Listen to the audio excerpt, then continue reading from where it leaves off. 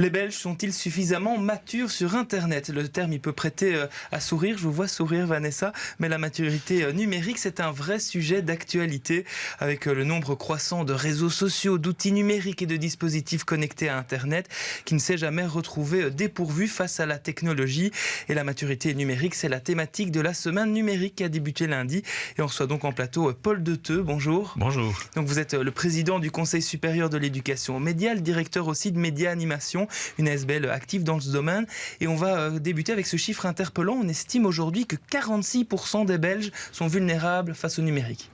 Oui, tout à fait, parce que le numérique, il y a des choses évidemment qui sont très simples et très faciles, mais il y a des choses qui sont beaucoup plus compliquées et je pense qu'on s'est tous arraché les cheveux un jour ou l'autre sur un formulaire, une application, quelque chose qui nous résistait, qu'on ne parvenait pas à utiliser.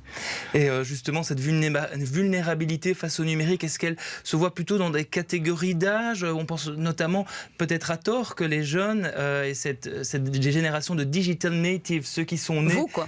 Exactement. Qui sont nés dans cette culture numérique, est-ce qu'ils sont mieux armés face à ça? Mais non, en fait, les analyses et les enquêtes montrent que, contrairement à ce qu'on pourrait croire, les jeunes ne sont pas particulièrement à l'aise. Ils sont familiarisés avec les outils qui sont plutôt de l'ordre du divertissement et du smartphone, mais pour le reste, ils sont parfois assez démunis, assez dépourvus, et donc ce serait inexact de penser que pour eux, il n'y a pas de problème. Oui, et si on voit 20% des 16-29 ans ont de faibles compétences numériques, comment est-ce qu'on l'explique? Mais parce que justement l'usage de l'outil informatique se fait surtout par le smartphone qui donne accès à des choses assez limitées finalement par rapport à tout ce qui peut se faire sur l'informatique, sur l'ordinateur, etc. Et donc il y a une série d'usages qui ne sont pas du tout maîtrisés et auxquels les jeunes ne sont pas non plus initiés, soit par l'environnement scolaire, soit par d'autres biais. Les adultes sont parfois initiés par le biais de leur activité professionnelle. C'est pas le cas des jeunes et donc il y a des choses vraiment qui manquent dans leur formation. Est-ce que c'est aussi une vulnérabilité par rapport à la sécurité sur Internet? Parce que c'est vrai que depuis le changement de législation sur le RGPD, on a toujours cette petite ce petit pop-up qui vient, on clique sur OK, j'accepte tout et on ne sait même pas d'ailleurs ce qu'on accepte parce que tout le monde s'en fiche. C'est un souci également et il faut éduquer par rapport à ça. Oui, c'est un souci effectivement pour tout le monde parce que le phishing, les différentes méthodes d'arnaque sur Internet ne se sont pas éteintes avec le RGPD, malheureusement. On est un peu plus protégé, je dirais, d'un flux d'informations non désirées, mais les arnaques en ligne sont toujours là et il est nécessaire de les identifier, de les connaître pour ne pas se faire piéger. Et on comprend que les jeunes, vous l'avez dit, sont vulnérables sur Internet. Mais est-ce qu'ils le savent eux-mêmes qu'ils sont vulnérables? Vous êtes par exemple prof à l'IEX. Je me souviens d'un très chouette cours que j'avais eu avec vous il y a quelques années. Est-ce que vos étudiants sont conscients qu'ils sont vulnérables sur Internet? Je pense qu'ils sont partiellement conscients. Mais le problème, c'est justement des dimensions, des aspects dont on n'est pas conscient. Et c'est ceux-là sur lesquels on se fait piéger en particulier. On parlait des jeunes. La vulnérabilité, elle est aussi présente pour les autres tranches d'âge aussi. Absolument, évidemment, parce que on pense souvent aux seniors et il y en a évidemment qui sont tout à fait à l'écart, alors qu'il y en a d'autres qui sont très très rodés. Donc, dans toutes les tranches d'âge, on a ce type de questions, de compétences, d'autant que le secteur du numérique ne cesse d'évoluer et c'est ça qui est compliqué, c'est que ça bouge tout le temps et donc on passe d'une plateforme à une autre, on revient quelques années après sur un service qu'on employait avant, tout a changé et ça demande une adaptation. Idéalement, il faut se tenir au courant en permanence de toutes ces évolutions pour se prémunir de cette vulnérabilité. Alors évidemment, il ne faut pas en faire une obsession non plus, bien sûr, mais c'est important de suivre effectivement les questions qui sont liées à des enjeux en termes de vie en société et notamment toutes les compétences liées aux usages et aux risques d'Internet. Oui, car finalement, cette maturité elle est nécessaire, pas seulement pour s'amuser, pour surfer les réseaux sociaux, etc., mais aussi de plus en plus, par exemple, pour l'administration qui se digitalise de plus en plus. Absolument. Et alors avec le problème, c'est que une fois qu'on digitalise, on pense qu'on peut abandonner tous les autres moyens de contact.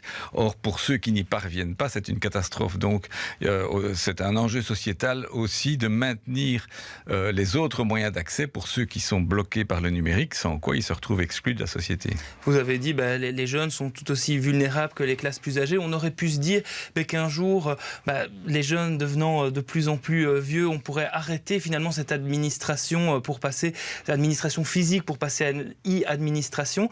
Ce ne sera pas possible. En tout cas, pas demain matin, parce que il suffit de penser, ne fût-ce que par exemple à des primo-arrivants qui viennent de régions où il n'y a pas du tout cet usage des outils, mais aussi toute une série de personnes pour des problèmes de handicap ou d'autres qui sont laissées au bord du chemin du numérique. Vous pensez que la fracture numérique ne disparaîtra jamais ?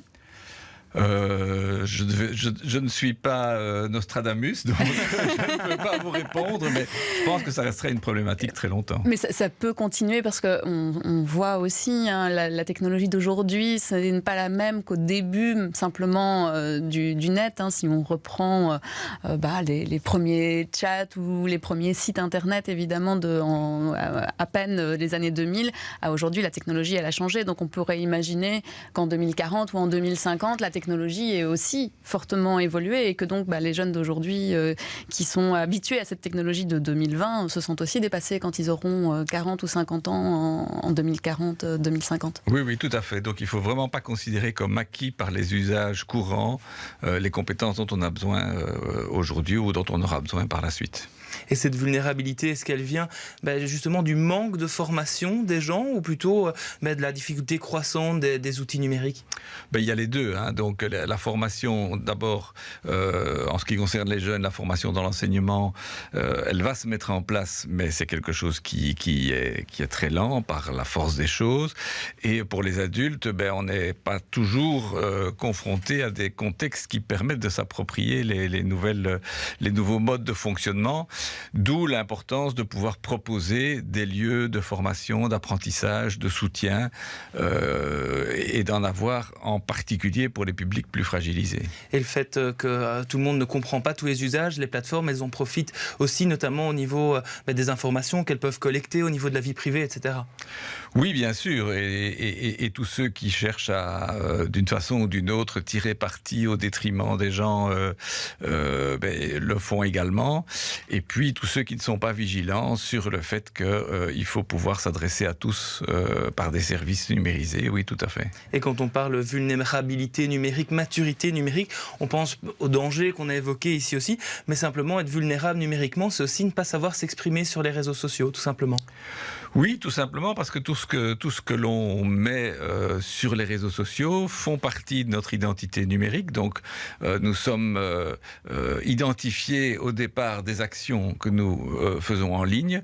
Et il est important aussi d'être conscient et de comprendre ce qu'on fait quand on le fait en ligne, sans quoi ça peut poser des problèmes par la suite. Il y a cette habitude toujours intéressante de se googliser soi-même et d'aller, en mettant son nom sur Internet, voir ce qu'il y a à propos de soi-même. On est parfois très surpris. Ah oui, le droit à l'oubli n'existe pas sur le web. Il existe, mais il n'est pas si facile à mettre en œuvre, oui. Oui. On l'a dit, vous êtes directeur de l'ASBL Média Animation. Justement, expliquez-nous très concrètement qu'est-ce que vous mettez en place, vous, de votre côté, pour lutter contre cette vulnérabilité numérique ? Mais nous, en gros, on travaille dans 2 domaines d'action. Donc, on est centre de ressources pour l'enseignement. Donc, on fait des formations d'enseignants et on réalise des outils, etc., pour que les enseignants aient de quoi former les jeunes sur toutes ces questions-là. Et alors, on fait aussi des activités d'éducation permanente des adultes, destinées à tout public et en privilégiant les publics plus fragiles, par des ateliers sous le terme Homo numericus ou autre, de façon à permettre aux gens d'accéder aux outils et de les maîtriser. Et je vous ôte pas le pain de la bouche, mais est-ce qu'il y a des choses que quelqu'un peut faire chez soi, à la maison, sans passer par des structures comme la vôtre ? Il y a heureusement, je dirais, ce qui compense certaines difficultés sur Internet. Il y a évidemment beaucoup d'informations à propos d'Internet sur Internet. Il y a beaucoup de tutoriels, il y a beaucoup de... Donc, quand on a déjà, je dirais, une certaine aisance, on peut quand même, et nous le faisons tous, et sans quoi ce serait intenable, on peut s'appuyer sur ce qu'on peut trouver sur Internet, mais malheureusement, ça ne suffit pas. Ce serait trop beau si ça pouvait être le cas. Et puis vérifier les sources aussi de ce qu'on regarde sur Internet. Absolument. Peut-être une dernière question, c'est la semaine du numérique aujourd'hui, et ici, je pense, c'est les 2 prochaines semaines. Voilà, du 10 au 21. Oui. Exactement. Qu'est-ce qu'il y a comme activité au programme ? Alors, il y a toutes sortes d'activités dans des domaines divers. faire, aussi bien des activités d'initiation ou d'apprentissage d'utilisation de, par exemple, la banque en ligne, TikTok, des choses très diverses. Mais alors, il y a aussi des ateliers plus spécifiques, par exemple, qui s'adressent aux personnes malvoyantes, ou bien un festival qui s'interroge sur les questions des rapports entre le numérique et la réalité. Il y a une séquence où la Fondation Roi-Baudouin présente son baromètre sur l'inclusion numérique, par exemple. Il y a la semaine du code qui se passe cette semaine-ci, où il y a une série d'ateliers qui sont possibles. Je pointe aussi qu'il y a une aide numérique qui va être mise en place dans une série de maisons de quartier à Bruxelles. Donc voilà, on peut trouver tout ça sur le site de la semaine numérique. Oui, donc c'est lasemaine numérique.be, tout en un mot. Merci à vous.